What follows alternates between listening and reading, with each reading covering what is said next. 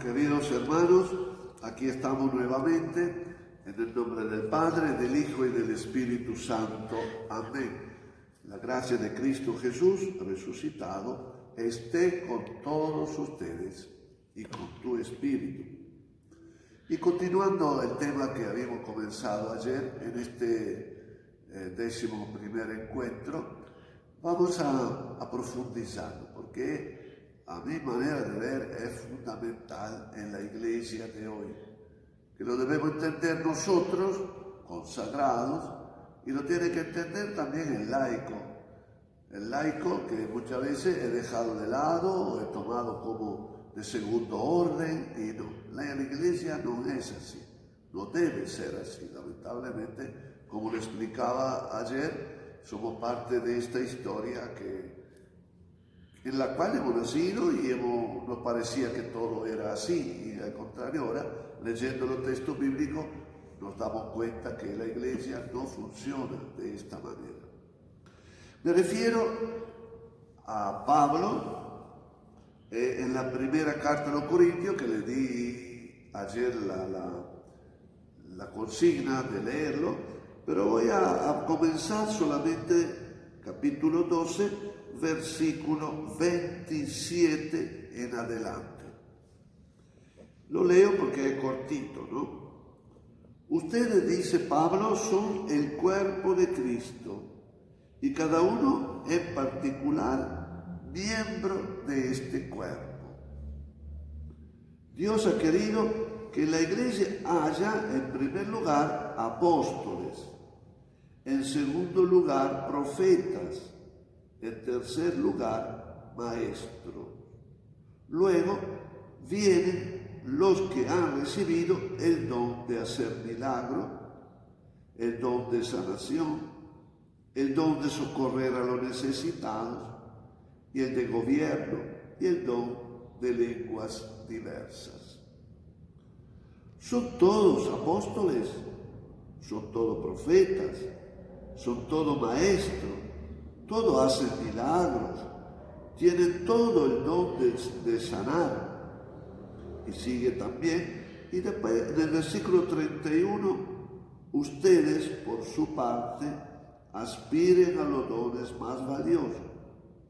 Y ahora le indicaré un camino mucho mejor. Y en el capítulo 13 habla justamente del mandamiento del amor, que no voy a comentar, porque debe ser el Espíritu que une todos nosotros que trabajamos en la comunidad. La forma de ejercer este servicio en el amor. Bueno, entonces yo primero quiero aclararle lo que dice acá Pablo. Pablo está presentando una imagen, una fotografía, diríamos, de cómo él veía que la comunidad estaba marchando, estaba caminando. No dice que por toda la eternidad, por toda la historia, la iglesia tiene que definirse así. Él pone los criterios de la comunidad. Entonces dice que en primer lugar hay el don, dice acá, ¿no? El don de los apóstoles.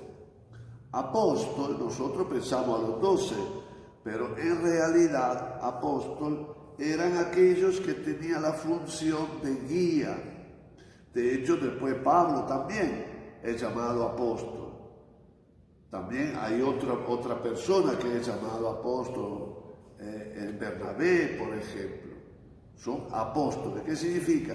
Que en la comunidad había un coordinador, quien coordinaba la comunidad, que después en la historia más adelante comenzaron a llamarlos obispos, pero el obispo no es el obispo que tenemos hoy en nuestra diócesis. Esto fue una organización posterior, eran personas que eran punto de referencia, de coordinación. Ellos coordinaban, buscaba de poner orden cuando sucedía algún lío, pero eran laicos, no era consagrado, era persona, como les decía, que en la comunidad, por las cualidades que tenía, que era persona mansa, que era persona así atenta, que tenía capacidad de coordinar, quién sabe, tenía alguna preparación también cultural, que bueno, que cumplía esta actividad de coordinación. Después dice, están lo que dice acá, los apóstoles, los profetas. ¿Quién es el profeta? Entonces nosotros pensamos que en la comunidad había gente que hablaba del futuro. Profeta es aquel que anuncia la palabra de mil maneras. Y seguramente había catequistas, había personas que se dedicaban a formar también personas que trabajaban en la liturgia, había personas que trabajaban para ir a llevar la comunión, supongamos. Entonces, esto eran los profetas, los que preparaban los demás para que anunciaran el Evangelio. Seguramente en la comunidad tenía una función en relación a la palabra. Capaz que yo no digo de leer, sino de interpretar, de explicar la palabra. Después dice la función de maestros. Maestros, no solo que enseñaba matemática, ¿no? O la historia. Maestro era la persona que tenía la función de enseñar. El profeta era de alguna forma que tenía más intuición sobre la palabra, que tenía era una persona aguda por la fuerza del espíritu, ¿no? De preparación, pero estaban los maestros, aquellos que reunían a la gente en las casas, en los hogares, y ahí había siempre quienes coordinaba ahí también y que daba la palabra de Dios. Después están los servicios, dice acá, el don de hacer milagros. Entonces nosotros ya pensamos que sea Santa Teresa de Calcuta, no. Milagro era el don de ir al encuentro del otro, especialmente de la persona débil, la persona desanimada. Era aquel que sabía por sus cualidades acercarse a la persona. Esto era lo que hacía milagro, de animar, de exhortar, de levantar. Eso era el sentido del don de la sanación. Ahora acá no sabemos exactamente de qué se trataba. Era medio curandero, puede ser, que conocía alguna hierba ahí, era capaz, podía ser algún gualicho, no sé, no tengo, perdón la expresión, ¿no? Pero que tenía una capacidad de acercarse, ¿no? De acercarse con más fuerza. De socorrer a los necesitados, se acuerda que había nadie le faltaba nada, el de repartir, el de conversar con la persona que necesitaba, era una persona muy silenciosa, que no iba a desparramar o chusmear la cosa, ¿no? Era una persona que sabía mantener la palabra, ¿no? El don de gobierno, bueno, de gobierno no era grande cosa, de saber de que la comunidad no le faltara nada. Y después dice acá el don de lenguas. Entonces nosotros acá, ya hoy en día los carismáticos están en esta línea, que sabían hablar diferentes idiomas. No sabemos a qué se refiere, pero en diferentes idiomas que tenía capacidad de comunicación. Y el idioma es la capacidad de comunicar con el otro, desde la simplicidad que muchos tienen. Esto era los ministerios pero nosotros hoy tenemos otro ministerio, como intentar de hacer ayer. ¿Qué hace falta a nuestra comunidad? Este es el planteo. ¿Qué es lo que hace falta para que nuestra comunidad camine? No quedémonos con esta lista, no quedémonos con lo que Pablo está hablando de su tiempo.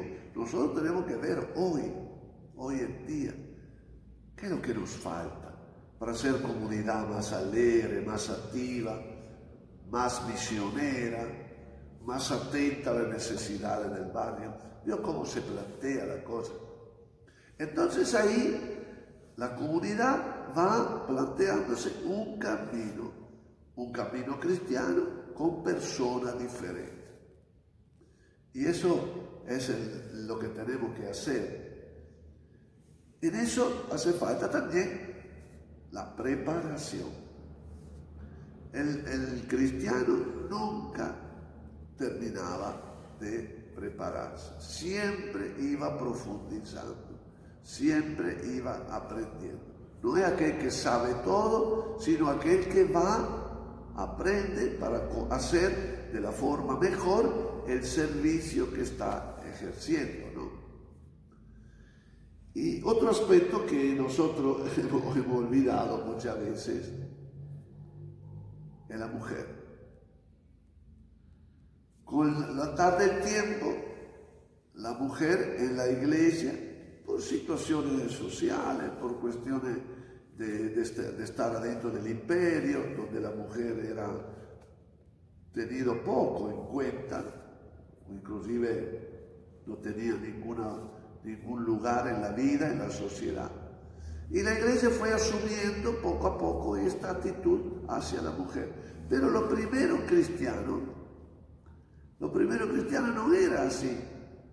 Por eso Pablo decía que no hay esclavo y libre, hombres y mujer, todos somos uno. Es decir, tenemos que aprender las cualidades. La iglesia por tantos siglos dejó de lado a alguien que seguramente al lado del hombre o junto al hombre puede llevar adelante muchas cosas en la iglesia. Y eso es lo que hemos perdido. No es porque la mujer sea solamente mejor que el hombre, no es ni uno mejor ni uno peor, pero cada uno con su característica en aquel momento llevaba adelante la cosa. Muchas veces era matrimonio, muchas veces eran pareja. Y bueno, eso tenemos que descubrir, porque si no, la iglesia queda siempre muy débil en eso. Le falta un aporte importante. Sí, nosotros, quién sabe, no decimos sí, pero las mujeres están en la iglesia. Pero muchas veces no está en el momento de la decisión. En el momento que hay que tomar decisiones importantes en la comunidad. Por eso dice lo que dice Pablo, ¿no? Las mujeres tienen que tener su lugar. Es un lugar importante, el aporte que ella puede darnos es muy grande, muy grande. Y vio cómo se movía la comunidad cristiana. La comunidad cristiana era viva porque justamente, aparte de hacer su trabajo, aparte de hacer su tarea, que no era secundaria en aquella vida, también sentía que la comunidad le pertenecía. Era algo que ella vivía, que ellos y ella vivían en profundidad. Y fíjense ustedes qué importante que es hablar del bautismo, hablar de este sacramento inicial donde nos constituye todos en la iglesia, pero en la iglesia con una tarea específica. Claro, en aquel tiempo no olvide que no había bautismo de niños, eran todos adultos, aquellos que se bautizaban. Por eso los neófitos eran adultos que se preparaban al bautismo. Y la preparación no era intelectual, de saber todo, era una preparación también espiritual e interior. Y cuando se bautizaban, ya sabían, ya había tomado el servicio que iban a hacer en la comunidad. Bueno, después la historia de la iglesia cambió y ahora estamos como estamos. Pero digo, vamos a descubrir eso, vamos a tener que volver a eso. Cada uno por lo que recibió, las cualidades que tiene, la formación que tiene y la responsabilidad de prepararse.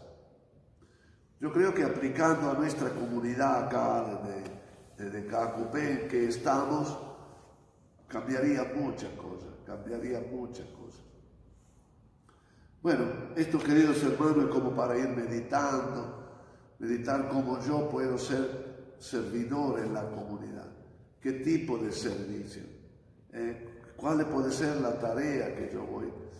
Y aparte de todo, última cosa, nosotros decimos, los jóvenes nos vienen no, porque no